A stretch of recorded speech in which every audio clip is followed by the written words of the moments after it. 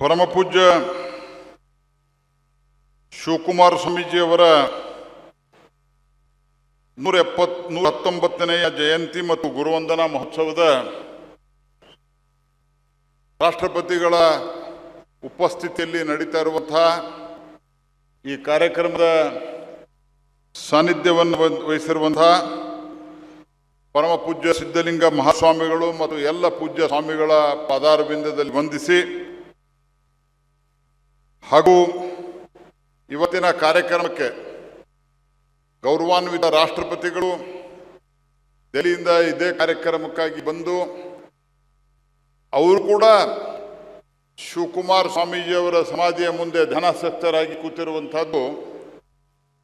ಅವರು ದೈಹಿಕವಾಗಿ ಇವತ್ತು ನಮ್ಮ ಜೊತೆ ಇರಲಿಲ್ಲ ಅಂದರೂ ಸಹಿತ ಪೂಜ್ಯ ಶಿವಕುಮಾರ ಸ್ವಾಮಿಗಳ ಆ ಭಕ್ತಿಯ ತಪಸ್ಸಿನ ಪ್ರಭಾವ ಎಷ್ಟಿದೆ ಅನ್ನೋದನ್ನು ನಾವು ಅರ್ಥ ಮಾಡಿಕೊಳ್ಬೋದು ಅನ್ನುವಂಥದ್ದನ್ನ ಹೇಳ್ತಾ, ಪೂಜ್ಯ ಕಿರಿಯ ಶ್ರೀಗಳಾದಂಥ ಶಿವಸಿದ್ದೇಶ್ವರ ಮಹಾಸ್ವಾಮಿಗಳೇ, ಈ ಕಾರ್ಯಕ್ರಮಕ್ಕೆ ನನ್ನನ್ನು ಭಾಳ ಆಗ್ರಹಪೂರ್ವಕವಾಗಿ ಕರೆದಂಥ ಶ್ರೀ ವಿ ಸೋಮಣ್ಣನವರೇ, ಸ್ನೇಹಿತರಾದಂಥ ಹಿರಿಯರಾದಂಥ ಗೃಹ ಸಚಿವರಾದಂಥ ಡಾಕ್ಟರ್ ಜಿ ಪರಮೇಶ್ವರ್ ಅವರೇ, ಶ್ರೀ ಎಂ ಬಿ ಪಾಟೀಲ್ ಅವರೇ, ಹಾಗೂ ಬೇರೆ ಬೇರೆ ಮೂಲೆಗಳಿಂದ ಬಂದಿರುವಂತಹ ಎಲ್ಲ ಜನ ನೆಚ್ಚಿನ ಭಕ್ತರೇ ಹಾಗೂ ಸಹೋದರಿ ಲಕ್ಷ್ಮೀ ಹೆಬ್ಬಾಳಕರ್ ಅವರೇ ಮತ್ತು ಎಲ್ಲ ಭಕ್ತಾದಿಗಳೇ, ಇಂದು ತುಮಕೂರಿಗೆ ಕಾಲಿಡುತ್ತಿದ್ದರೆ ವಿಶೇಷವಾಗಿ ಶಿವಕುಮಾರ ಸ್ವಾಮೀಜಿಯವರನ್ನ ಪ್ರತ್ಯಕ್ಷವಾಗಿ ಅನೇಕ ಬಾರಿ ದರ್ಶನವನ್ನು ಪಡೆದಂಥ ಭಾಗ್ಯ ನಂದು ಇದೆ. ಹಾಗಾಗಿ ಇಲ್ಲಿ ಬಂದಾಗ ಒಂದು ರೀತಿ ದೇವಲೋಕಕ್ಕೆ ಬಂದಂಥ ಅನುಭವ ಆಗ್ತದೆ ಅನ್ನುವಂಥ ಮಾತನ್ನು ನಾನು ಅತ್ಯಂತ ಅಭಿಮಾನದಿಂದ ಹೇಳಲಿಕ್ಕೆ ಬಯಸ್ತೇನೆ. ಸಿದ್ಧಗಂಗಾ ಮಠ ಕೇವಲ ಉಳಿದಂತೆ ಒಂದು ಮಠ ಅಲ್ಲ, ಅದು ಆಧುನಿಕ ಸಂಸ್ಕಾರ ಕೇಂದ್ರ. ಅದು ಅನ್ನದಾಸೋಹ, ಅಕ್ಷರ ದಾಸೋಹ ಮತ್ತು ವಿಶ್ವದ ಯಾವುದೇ ವಿಶ್ವವಿದ್ಯಾಲಯದಲ್ಲಿ ಇರಲಾರ್ದಂತಹ ಸಾಮಾನ್ಯ ಶಿಕ್ಷಣದ ಜೊತೆಗೆ ಸಂಸ್ಕಾರವನ್ನು ಕೊಡುವಂತಹ ಏಕೈಕ ಒಂದು ಯಾವುದಾದರೂ ಕೇಂದ್ರ ಇದ್ದರೆ ಅದು ಸಿದ್ಧಗಂಗಾ ಮಠ. ಅದು ಶಿವಕುಮಾರ ಸ್ವಾಮೀಜಿಯವರ ಆಶೀರ್ವಾದದಿಂದ. ಶಿವಕುಮಾರ ಸ್ವಾಮೀಜಿಯವರು ಒಬ್ಬ ಶಕ್ತಿಯಾಗಿ ಕಂಡು ನಮ್ಮೆಲ್ಲರಿಗೂ. ಅವರು ಕೇವಲ ಒಬ್ಬ ಮಹಾನ್ ಸಂತ ಅಷ್ಟೇ ಅಲ್ಲ, ಮಹಾನ್ ಸಂತರಂತೂ ಹೌದೇ ಹೌದು, ಅದರ ಜೊತೆಗೆ ಹಸುವಿನ ನೋವನ್ನ ಅರ್ಥ ಮಾಡಿಕೊಂಡ ಹೃದಯದ ಕಥೆ ಡಾಕ್ಟರ್ ಶಿವಕುಮಾರ್ ಅವ್ರದ್ದು. ಕಣ್ಣೀರನ್ನು ಒರೆಸಿರುವ ಕಥೆ ಡಾಕ್ಟರ್ ಶಿವಕುಮಾರ್ ಅವ್ರದ್ದು, ಪರಮ ಪೂಜ್ಯ ಶಿವಕುಮಾರ್ ಅವ್ರದ್ದು. ಅನಾಥರಿಗೆ ಅಪ್ಪನಾದಂಥ ಕಥೆ ಪರಮ ಪೂಜ್ಯ ಡಾಕ್ಟರ್ ಶಿವಕುಮಾರ್ ಅವರು ಅನ್ನುವಂಥದ್ದನ್ನು ನಾವು ಮರಿಬಾರದು.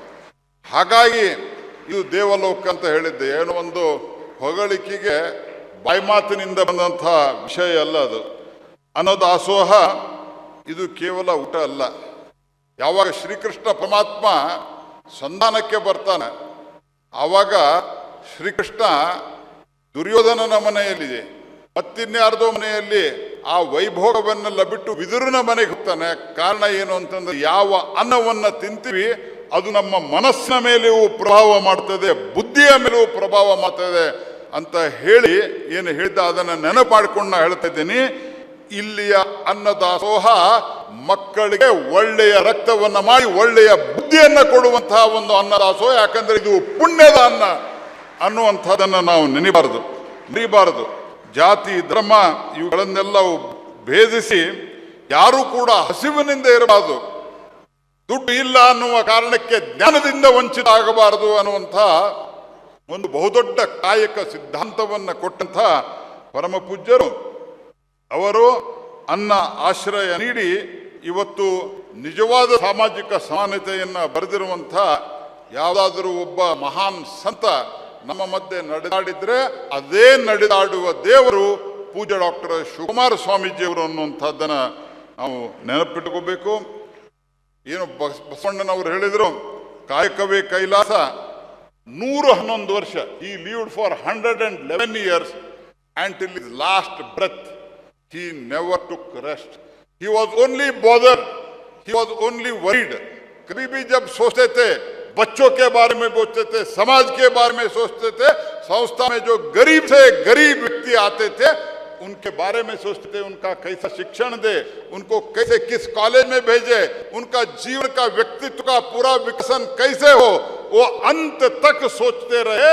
At the age of 111 years, he never slept for more than 4 hours in a day, and he always ಯಾವತ್ತೂ ಸಹಿತ ತಮ್ಮ ಭಕ್ತರ ಬಗ್ಗೆ ಚಿಂತನೆ ಚಿಂತನೆ ಚಿಂತನೆ ಅವರನ್ನ ನಾನೊಂದು ಎತ್ತರದ ಸ್ಥಾನಕ್ಕೆ ಒಯ್ಯಬೇಕು ಅನ್ನುವಂತಹ ಕಳಕಳಿ, ಆ ಜ್ಞಾನ ದಾಸೋಹ ಅದನ್ನೇನು ಕೊಟ್ಟರಲ್ಲ, ಆ ಕಾರಣದಿಂದ ಇವತ್ತು ನಮ್ಮ ಮಧ್ಯೆ ಇದ್ದಂತಹ ಒಬ್ಬ ವ್ಯಕ್ತಿ ಇವತ್ತು ದೈವತ್ವವನ್ನು ಪಡೆದಿದ್ದಾರೆ ಅನ್ನುವಂತಹ ಸಂಗತಿಯನ್ನು ನಾವು ಮರಿಬಾರದು. ಒಬ್ಬ ವ್ಯಕ್ತಿ ಯಾವಾಗ ದೈವತ್ವವನ್ನು ಪಡಿತಾನೆ, ಯಾವುದನ್ನು ತಾನು ಹೇಳ್ತಾನೆ ಅದನ್ನ ನಡೆಸಿದಾಗ, ಮಾತು ಕೃತಿಯಲ್ಲಿ ವ್ಯತ್ಯಾಸ ಕಮ್ಮಿ ಆದಾಗ ಒಬ್ಬ ವ್ಯಕ್ತಿ ನರನಿಂದ ನಾರಾಯಣ ಆಗ್ತಾನೆ, ಮನುಷ್ಯ ಮಹಾದೇವನಾಗ್ತಾನೆ.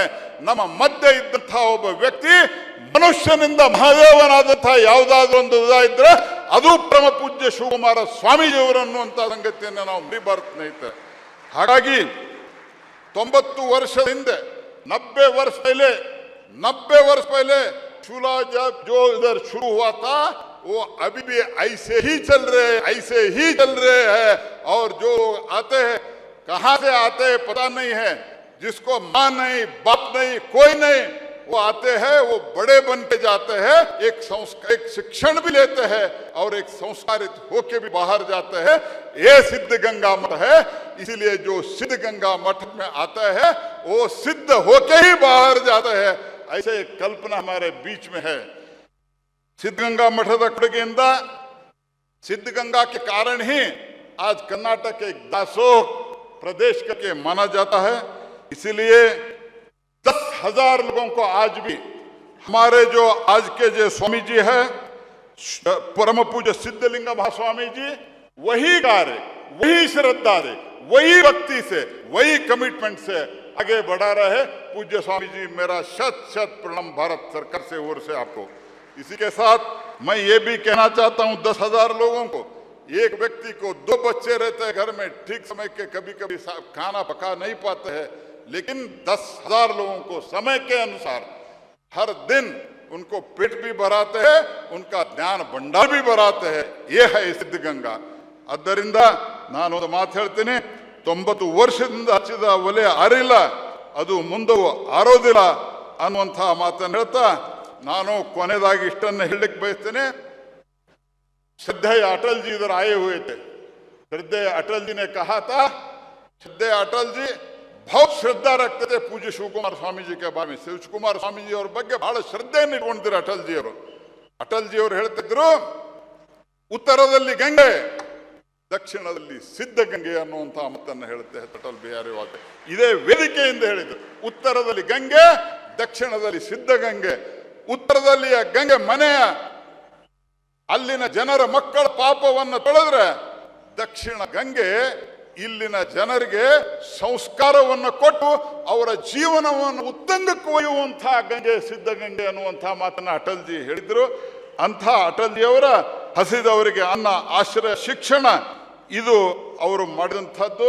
ಹಾಗಾಗಿ ಗಂಗೆ ಪಾಪವನ್ನು ತಳೆದ್ರೆ ಸಿದ್ಧಗಂಗೆ ಲಕ್ಷಾಂತರ ಬಡವರ ಕತ್ತಲನ್ನ ಅದು ದೂರ ಮಾಡುವಂತಹ ಸಿದ್ಧಗಂಗೆ ಅನ್ನುವಂತಹ ಮಾತನ್ನ ವಾಜಪೇಯಿ ಹೇಳಿದ್ದರು. ಅದನ್ನು ನೆನೆಸ್ತಾ ಇವತ್ತು ರಾಜಕಾರಣಿಗಳು ದೇಶವನ್ನು ಆಳಬಹುದು, ಆದರೆ ಅಟಲ್ ಜಿ ಹೇಳಿದರು ರಾಜಕಾರಣಿಗಳು ದೇಶವನ್ನು ಆಳಬಹುದು, ಆದರೆ ಶಿವಕುಮಾರ ಸ್ವಾಮೀಜಿ ಅಂತಹ ಪುರುಷರು ಸಮಾಜವನ್ನ ಜನರೇಷನ್ ಅನ್ನ ಮುಂದಕ್ಕೆ ನಡೆಸ್ತಾರೆ ಅನ್ನುವಂಥ ಮಾತನ್ನು ಹೇಳಿದ್ರು.